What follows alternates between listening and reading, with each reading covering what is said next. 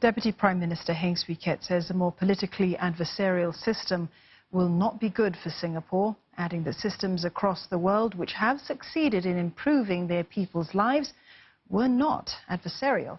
Mr. Heng said this in an interview with Malaysian journalists here in Singapore, where he was asked a range of questions, nearly half of which touched on Singapore politics. We need a certain political maturity that we want to encourage people to come out with different ideas of doing things. But at the end of the day, the country cannot be going in 10 different directions, because then we go nowhere. What is important is that having debated the options, we agree that let's do this or let's do that. And in that way, we can all progress together.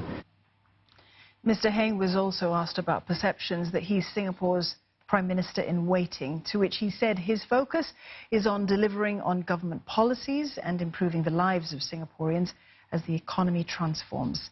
He stressed that he is not saying that he stands a better chance than two other potential successors, and added that the People's Action Party places great emphasis on teamwork. We need to put our best minds together to think about what is a good policy, what is a good strategic direction for Singapore. So the Prime Minister is just the first among equals, but he has to lead the team. But it is a team effort, and whoever that is most capable of leading the team, we will support that person. Mr. Heng also said Singapore and Malaysia can find practical ways to resolve differences, as long as both countries work on the basis of win-win outcomes and abide by international rules and norms.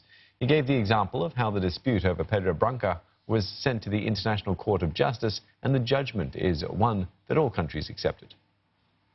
Differences will happen from time to time, and important is for us to see the broader strategic picture, which is by cooperating with one another closely, we can actually achieve more together. We can do more to improve the lives of our people, both in Malaysia as well as in Singapore, and contribute to the broader regional peace and stability and the broader development in the region.